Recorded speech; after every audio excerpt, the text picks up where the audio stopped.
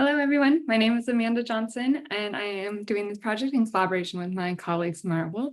Today, I'll be presenting on navigating the post-high school service landscape, reflections from caregivers of autistic adults. Young adults on the spectrum who have graduated from high school are moving on to the next steps of their adult lives and are also stuck with the challenge of navigating a perilous and understudied stage of development. Caregivers of young autistic adults commonly refer to this period as the service cliff, referring to the phenomenon of services that are offered to individuals on the spectrum decreasing abruptly in the availability following high school. As such, this period is uniquely a vulnerable time, as evidenced by the numerous challenges reported by this population across multiple domains. Caregivers are often at the forefront of navigating service receipt and organizing the next steps of their children's education or work opportunities, making them uniquely posed to offer insight on how the transition process can be improved for families.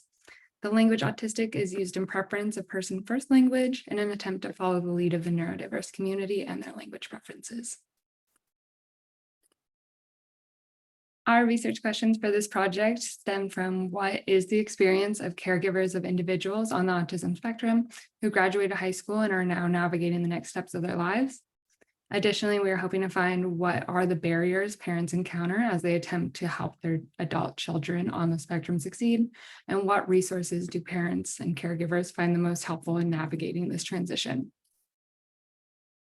Our aim with this project is to get a sense of the main challenges caregivers and young adults encounter at each stage of the transition planning process.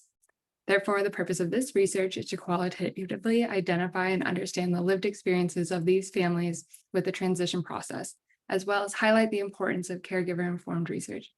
In this study, we are seeking to understand the obstacles that caregivers of transition-age youth on the spectrum face when helping their children with the post-graduation transition.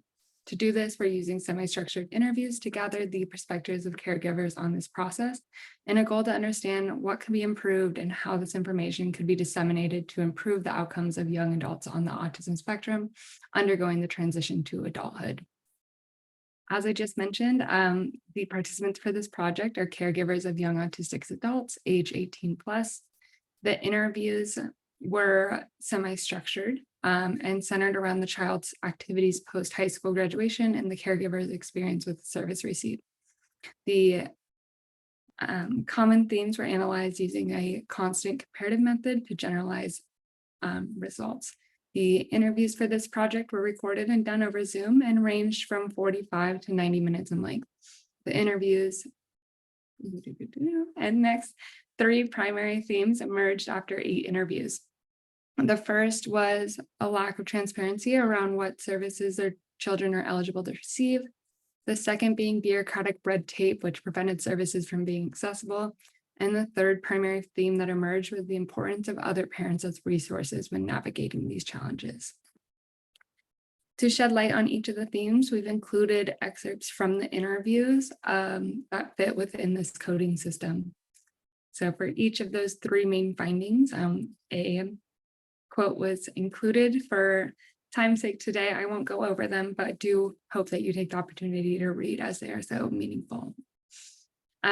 The implications of this research, we really are hoping to understand the potential barriers to individuals on the spectrum and their families receiving essential services is truly crucial to combating the challenges that this population faces.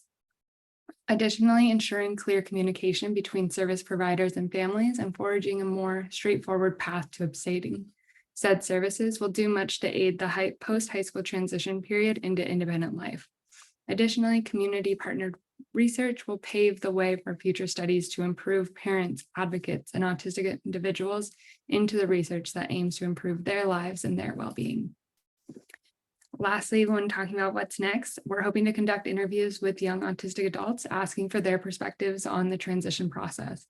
Additionally, we'd love to also get the perspectives and interview employees of regional centers or similar organizations to understand their perspective on why these services are so difficult for families to obtain. We also are hoping to help collectively brainstorm ways to overcome these barriers to service receipt. And lastly, partner with local colleges that enroll many students on the spectrum to design clear communication with families around existing services, while developing resources for schools to better support the needs of neurodivergent students. Included a few feedback questions, but mainly thank you for your time and a special thank you to Dana Kim at AUCD.